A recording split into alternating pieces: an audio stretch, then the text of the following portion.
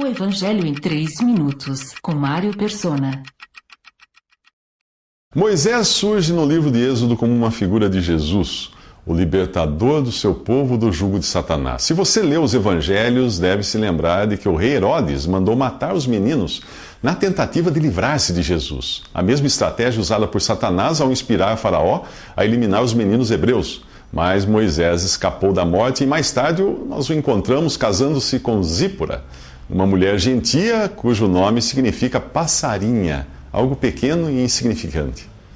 Paulo também descreveu a igreja, a noiva de Cristo, como insignificante aos olhos do mundo. Irmãos, pensem no que vocês eram quando foram chamados. Poucos eram sábios segundo os padrões humanos, poucos eram poderosos, poucos eram de nobre nascimento, mas Deus escolheu as coisas loucas do mundo para envergonhar os sábios, escolheu as coisas fracas do mundo para envergonhar as fortes. Ele escolheu as coisas insignificantes do mundo, as desprezadas e as que nada são, para reduzir a nada as que são, para que ninguém se vanglorie diante dele. Isso está em 1 Coríntios capítulo 1.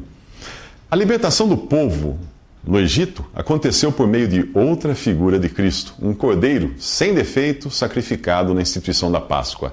O seu sangue aplicado ao batente das portas das casas dos hebreus seria a garantia de que a morte não entraria ali quando o juízo de Deus caísse sobre todo o Egito.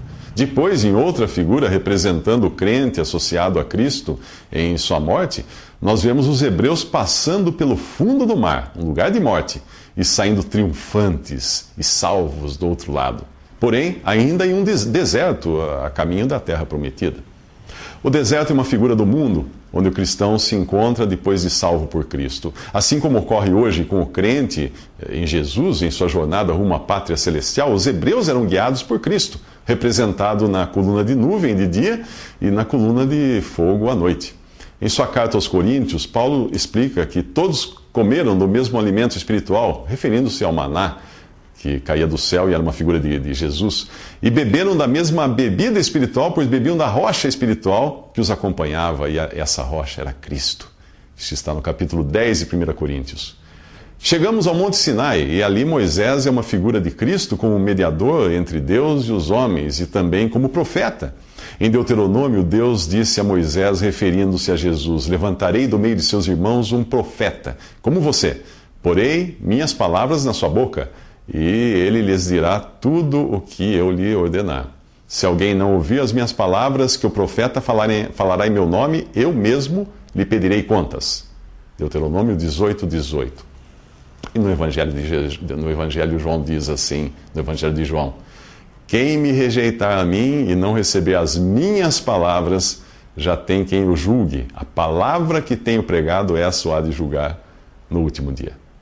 Nos próximos 3 minutos, Moisés fica 40 dias ouvindo falar de Jesus. Visite 3minutos.net. Dúvidas? Visite respondi.com.br.